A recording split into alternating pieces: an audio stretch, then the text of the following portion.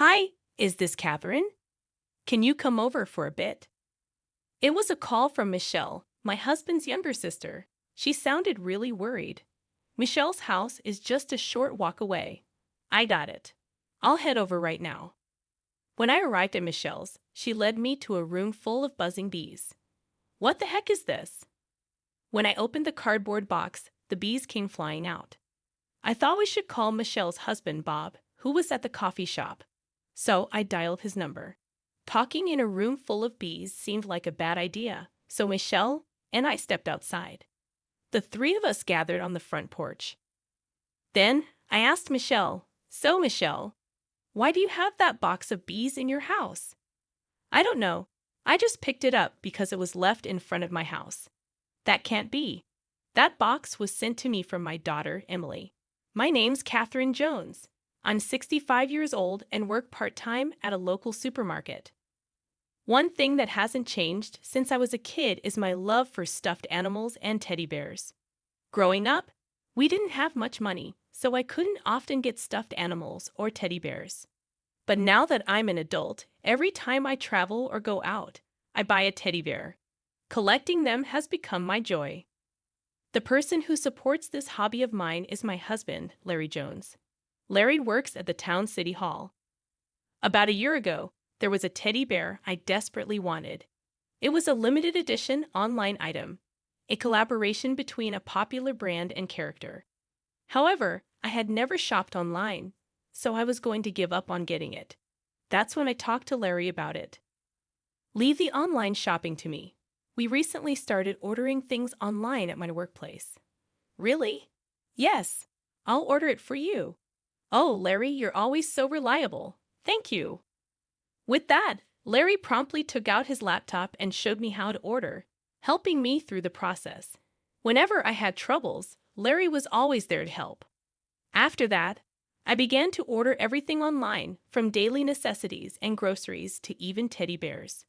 Around December of that year, the supermarket I worked at entered its busiest season. Being experienced at the job, I started working almost every day. With this busy schedule, I had limited time to pick up items I'd ordered online. Larry was even busier.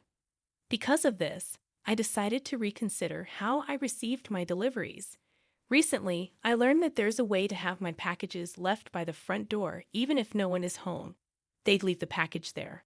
So from then on, I've primarily been using this service for my packages. Just the other day, while I was on break at work, I received an email from the delivery service. It was a notification that my package had been delivered. I'd received similar emails many times before, so it seemed normal. However, when I got home later and entered the gate of my house, arriving in front of the door, I looked around at the ground. The package that should have arrived wasn't in its usual place. Thinking of other possibilities, I stepped back outside the gate. "Strange," I muttered. The sound of crows echoed in the sunset-colored sky. Larry hadn't returned from work yet, but it was about time he'd be coming home with dinner to prepare before he got back. I decided to set aside the delivery issue and went inside. Once I started cooking, I got so focused on the task that I completely forgot about the missing package. The following days were busy with house chores and work, and I hadn't found the time to address the undelivered package. Then, on a Sunday morning that weekend while watching the news, Larry said, "I'm in the mood for that omelette." He was referring to the omelette from a cafe we often visit. This cafe is run by Larry's sister, Michelle, and her husband, Bob, is the chef and owner of the place. Both of us, having a rare day off, decided on a whim to visit that cafe. Larry suggested, "Would you like to go to that cafe?" "Sounds good, let's go," I agreed. Though we call it our favorite spot, we only go about once a month. Usually, it's when either Larry or I express a desire to visit, because Bob's omelettes are exceptional and one of Larry's favorite dishes. That day, like many others, we decided to head over to the cafe. The cafe is just around the corner from our house. Under a cloudless blue sky, the two of us walked towards the cafe. Upon opening the door of the cafe, a metal doorbell jingled. "Welcome." "Hey, here you are. Thanks for coming in. Please take a seat at the counter," Michelle greeted us. We were guided to seats right in front of the kitchen counter. Well, both of you together. How are y'all doing? Bob asked. As always, we're doing well, Larry replied. Even though there were only 4 people inside, the atmosphere felt bustling. I really love this cheerful vibe. Thinking this place is wonderful? I asked. Bob, can we get 2 of the usual? Leave it to me, Bob said with a smile. With that, Bob began cooking. He skillfully cracked and whisked 4 eggs, pouring them onto a pan and shaping them. He served them onto 2 plates, adding some Italian parsley, and then passed them to Michelle. Here you go, 2 servings of omelets, Michelle said, placing the plates in front of us. This is so delicious. I've had it many times and know the taste, but it's the kind of dish I suddenly crave. And it's always delicious, Larry commented happily. After we finished eating, we were served coffee. This dish is always so tasty, isn't it? Thank you, I said gratefully. With that, Michelle sat across the counter facing me. That's when I noticed something. Michelle was wearing earrings that looked just like the ones I'd ordered online. Without thinking, I said, Michelle, those earrings are so cute. Where did you get them? Michelle replied with a smile. Oh, really? Thank you. I got them online. Yeah, online shopping sure is handy, I remarked. Michelle nodded and said, yeah, that's right. But when I'm running this cafe all the time, I hardly get back home during the day. I don't even have time to receive packages. Well, how about asking to have your packages left by the door? I suggested. Michelle looked a bit surprised and asked, is there such a thing? At that point, I decided to explain the concept of the service in detail. As I was explaining, I recalled and shared my own experience with it at home. It's a good service, but sometimes there are mistakes. There have been a few instances where I haven't received my packages even though I've paid for them. I really should call the courier company about it, but I just haven't had the time. Michelle responded empathetically. Oh, I see. So that happens. I took this moment to check the status of my packages to be delivered. At the top of the list, the limited edition teddy bear I'd ordered was shown as preparing for shipment. I pointed it out to Michelle and said, look, Michelle, it says it hasn't been delivered yet. Then I pointed to the second item which read delivered. It was a cosmetic product. This should have already arrived at my place, I added, but it hasn't. That's strange. I hope you find it, Michelle replied. At that moment, I looked over at Larry. Larry and his friends were having a different conversation, but soon they joined in on our topic. Well, guess we should just wait for it to be delivered someday, Larry said with a carefree smile. Larry's always been such a laid-back guy. He doesn't seem to take things too seriously. We continued our casual chat for a while before leaving the cafe. On the way home, I impulsively checked the delivery history on my smartphone. Nothing had changed. Most of the packages were marked as delivered. I wondered why it hadn't arrived and thought of various possible reasons. Maybe the local post office was holding it, or it got delivered to the wrong house. I was pretty sure no one in my neighborhood would just take a package left outside someone else's door. Right now, I was mostly concerned about whether that limited edition teddy bear would be delivered as promised.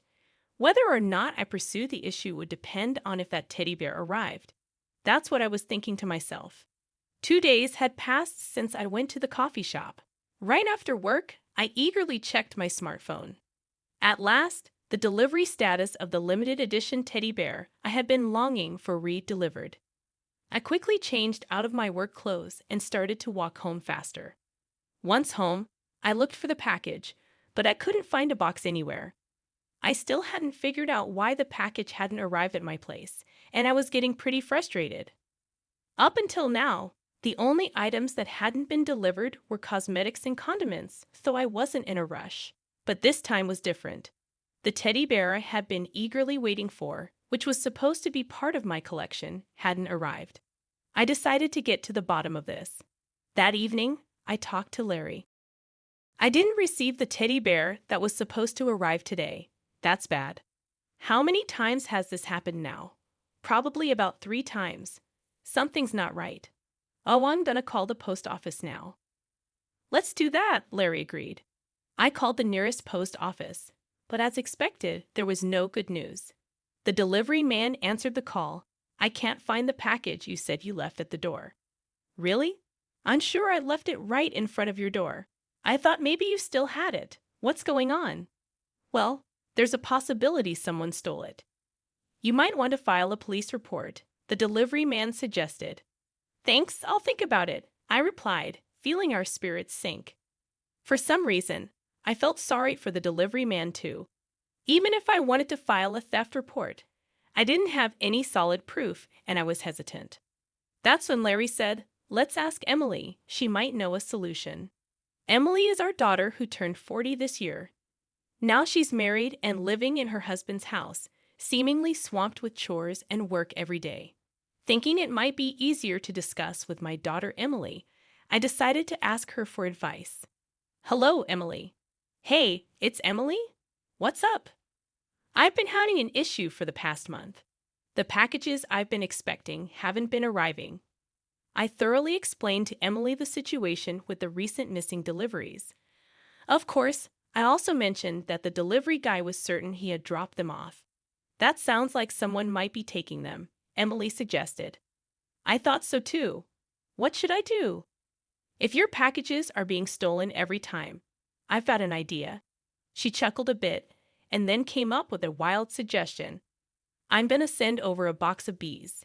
If we leave it out for delivery, maybe we can catch the thief red-handed when they open it.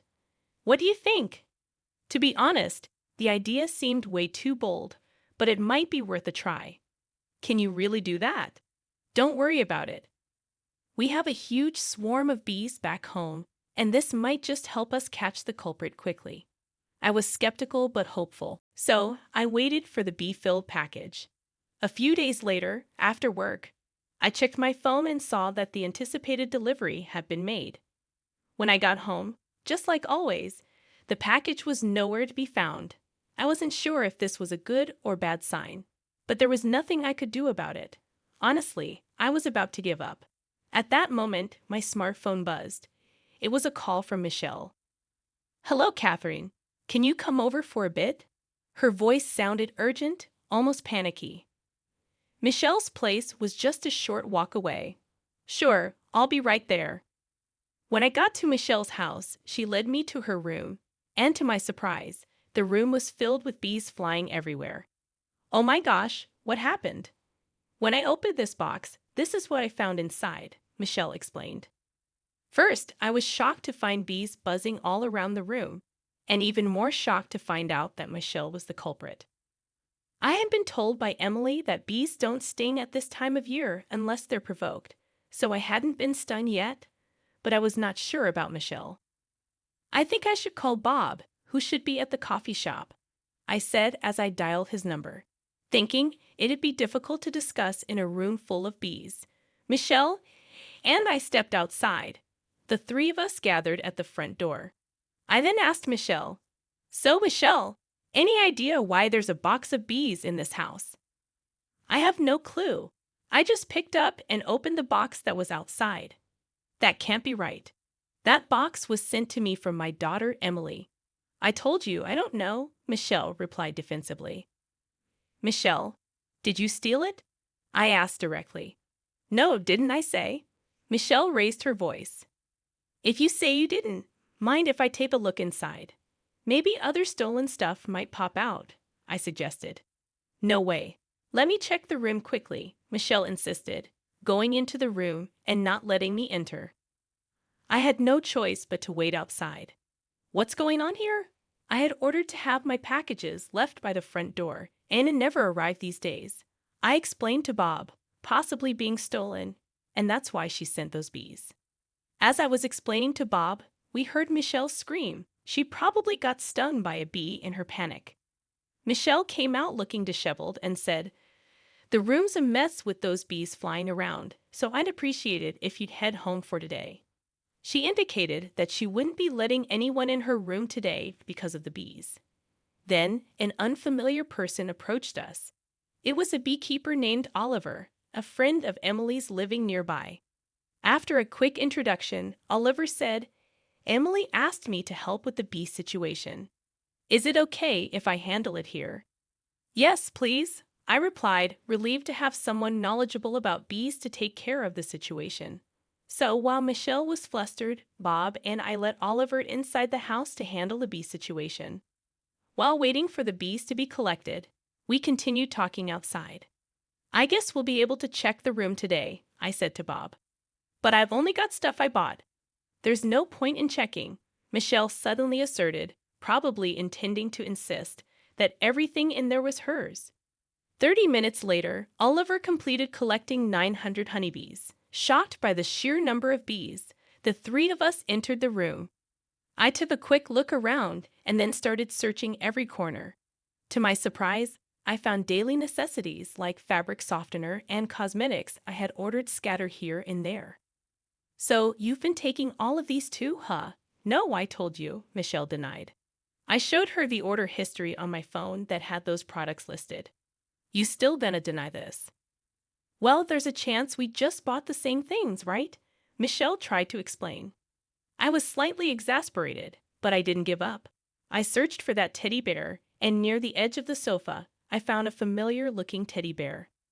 Is this teddy bear also one you bought? I asked Michelle. Yes, she replied.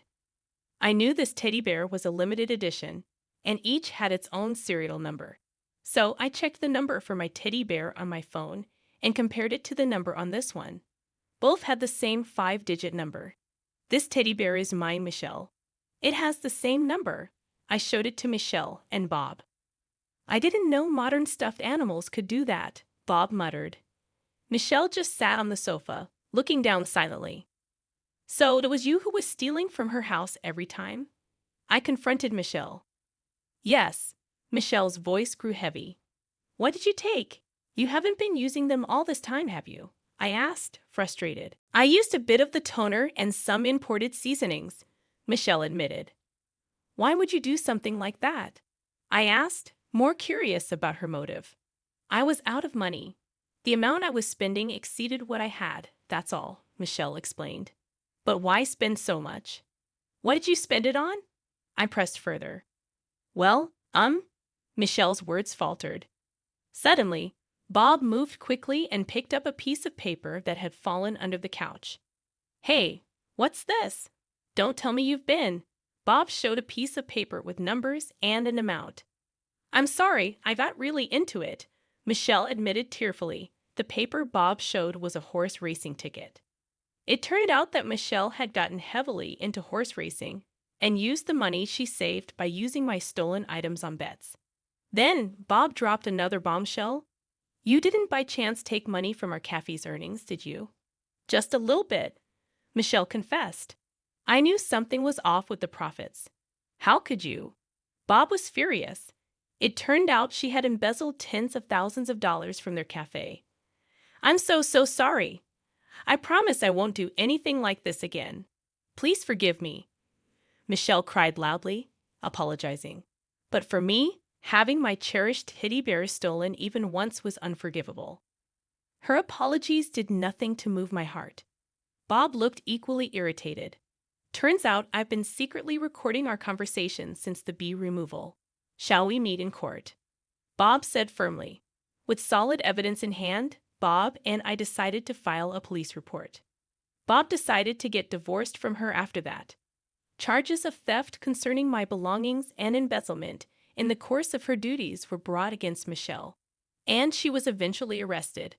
We were satisfied with the outcome. Bob's cave hired part-time workers, and sales began to rise steadily. By the way, I was given the opportunity to become the part-time team leader there. Michelle got arrested, I heard, Larry mentioned. It's for the best. I'm better off without someone like her, I replied, feeling relieved. Surrounded by hard-working folks makes me much happier now, Larry agreed. Yes, let's keep up the good work, I smiled, feeling content. From then on, I started receiving packages left at my door. Of course, many new teddy bears joined my collection. Larry and I even went on trips to collect limited edition teddy bears from various places. And every day is blissful surrounded by all these teddy bears with Larry.